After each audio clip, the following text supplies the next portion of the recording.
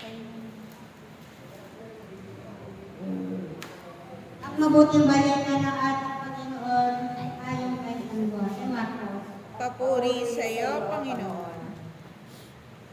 Pag-aalinlangan sa karapatan ni Jesus.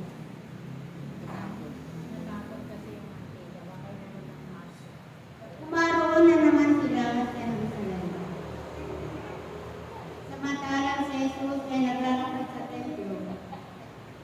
Nilapitan siya ng mga punong saserdote, ng mga eskreba at ng matatanda ng bayan. Tinanong siya, ano ang karapatan mong gumawa ng mga bagay na ito? Sino ang nagbigay sa iyo ng karapatan ito? Sumagot si Jesus, tatanungin ko rin kayo.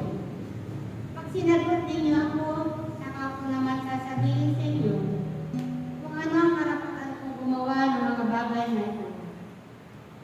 Kanino nagmula ang karapatan ni Juan upang magbautismo? Sa Diyos ba o sa mga tao? At sila ay nag-usap-usap.